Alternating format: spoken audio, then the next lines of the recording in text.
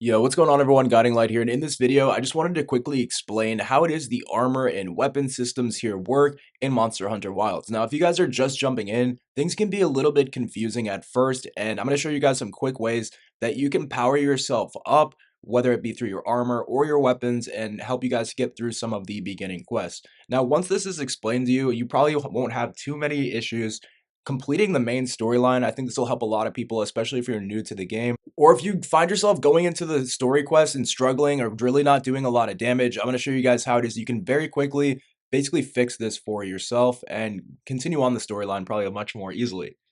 So basically to get started guys, you will want to make your way back to the base camp, and very quickly I'm just going to explain to you guys how it is the weapon systems and armor systems work, and how it is that you can very quickly actually upgrade some of your weapons and come on over here to the smithing option here at the base camp. Now from here, you'll want to go to manage equipment, and you're going to be able to basically see a full list of all of the different weapons and items which are available for your character. Now, depending on your weapon type is going to depend on which weapons you can craft and see. And so you can actually come in here, change weapon types and craft different weapons as well. Now, what you'll want to be on the lookout for is while you're scrolling through the armor pieces and the different weapons, you want to look here at the stats of the pieces. The reason why is because it will show you guys whether or not it's better or worse than what you have when going through here. And as you progress through the story and defeat different monsters, you're going to be able to develop different types of gear. Now, if you take a look here at the middle of the screen, the forging materials, it will tell you guys exactly what's required for you to go out and build each and every one of these pieces. Now, as you guys progress through the story, you're going to unlock more and more armor types. As you can see, I just took down this beast here, and now I have access to their armor type, meaning that I can craft it. Right now, it's the highest level stuff that I can get. Now, there's even more things you can craft for your Palico as well. So you have to kind of remember to every now and again, maybe go back in here, put some materials and upgrade the Palico's armor as well to go ahead and level them up also. Now, this is where things do get a little bit confusing because there's over like 16 weapon types. And when you pull open the weapon upgrades menu, it can be a little bit confusing because you have to go into each and every category. Each category is going to have its own weapons, but if you take a look here at the top of the screen, you have the weapon tree, the forge list, and then the upgrade list as well.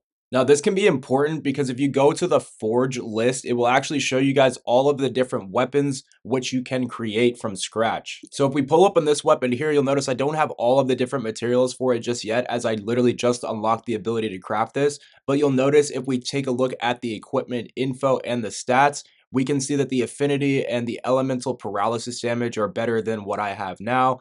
And basically you can just go in here and compare the different weapons from the forge list and figure out, okay, what's the next one I want to get, especially if you find yourself struggling against certain fights or certain bosses. That is 100% when you're going to want to come in here and question whether or not you really have the strongest stuff for your character at that point in time. So this can be a little bit confusing at first, but after spending maybe 3 or 4 minutes, 5 minutes in these menus, it will start to make sense.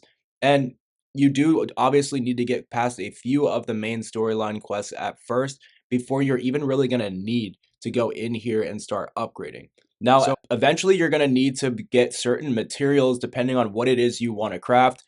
Obviously, at first, you're going to have some materials from doing the tutorial, and they're also going to give you a few material starter packs as well, just depending on whether you pre-ordered and things like that. Now, once you guys have gotten a little bit of ways through, maybe 2 or 3 chapters, you're going to start to run low on materials, and you may need to actually go out and farm for a few materials so that you can actually go and build the gear, armor, or upgrades which you like. Very quickly, I'm going to show you guys how it is that you can get these materials and basically show you how easy it can be. So anytime that you guys need to get specific materials, you can scroll over the item you want to create, and it will tell you exactly what materials you need in order to build this item. So for example, on this weapon, it says here we need to get a few more shells, mucus, and a few more claws as well. Now, in order to go and get the different types of materials, what you'll then want to do is just simply come over here to the quest board. What you can then do is actually go up and start up quests to hunt down specific beasts, which will then get you the drops. Now, you can also choose to go into multiplayer and actually hop into other people's quests or storylines that are also farming for the same materials as well, and go ahead and go do this with other people too. Now, as things go on, there's going to be events which you can do. You can even customize how many people and things like that you want to look for. or you can even designate for specific assignments. So basically, you can actually go back and farm older bosses if you need to, power yourself up, and then go ahead and take on some of the stronger monsters throughout the game. So this was just sort of a beginner's guide, beginner's walkthrough on how it is you can craft weapons, armor, and upgrade your Palico as well. I'll probably make a more in-depth guide or advanced guide as I get further into the game, closer towards the end game and things.